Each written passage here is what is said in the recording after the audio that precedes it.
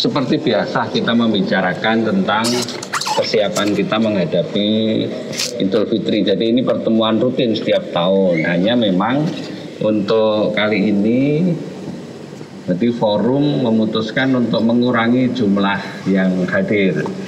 Sehingga perwakilan dari masing-masing bidang. Untuk ekonomi tadi diwakili oleh Bank Indonesia yang pada intinya menyampaikan bahwa kondisi perekonomian memang cukup drastis menurun kita di pertumbuhan ekonomi maupun angka inflasinya, karena memang pengaruh COVID ini memberikan dampak ekonomi yang cukup tinggi terhadap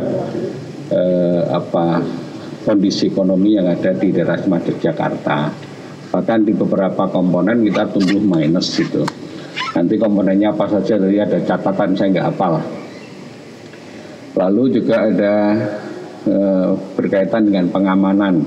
Tadi diwakili oleh Pak Kapolda dan oleh Pak Kepala Dinas Perhubungan yang intinya berkaitan dengan statistik angka kejahatan dan pelanggaran lalu lintas tadi disampaikan. Nanti mungkin perangkaannya nanti teman-teman Humas ada ya.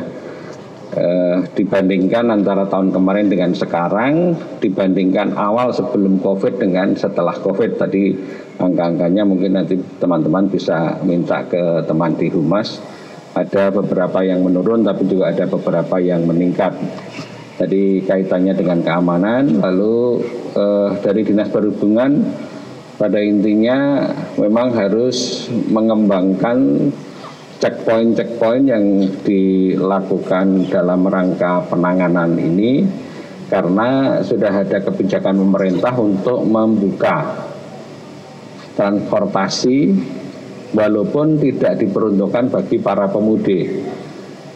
Sehingga yang semula checkpoint itu hanya ada di jalan-jalan perbatasan masuk ke DIY, itu sekarang sudah harus ditambah untuk yang di bandara, baik yang Adi Sucipto maupun yang ada di JA, dan juga ke stasiun, karena stasiun mulai hari ini sudah menjual tiket untuk keluar, walaupun ada prosedur yang berangkat itu harus sudah bisa membuktikan surat sehat bebas COVID, kemudian ada surat tugas dan beberapa persyaratan lain.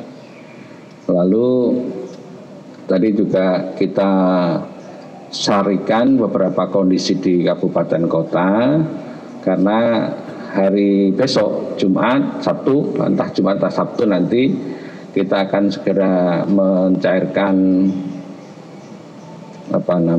bantuan sosial ke masyarakat.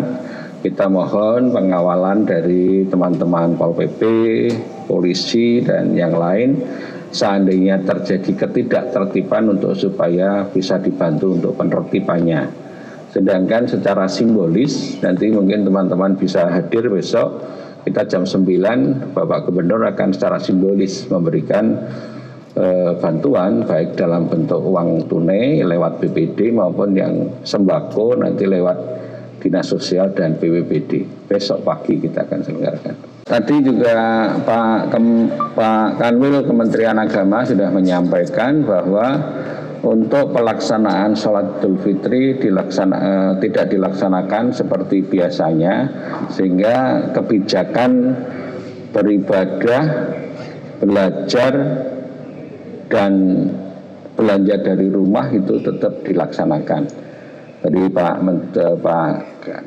Kepala Kementerian Agama juga tadi beliau menyampaikan tentang rencana para calon jamaah haji daerah Yogyakarta nampaknya sudah sampai kepada angka 87% lunas gitu ya.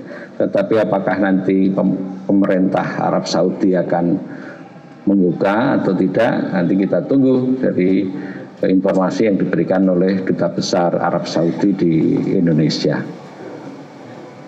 Jadi ibadahnya tetap di rumah seperti sholat raweh dan lain-lain sampai ke sholat Idul Fitri.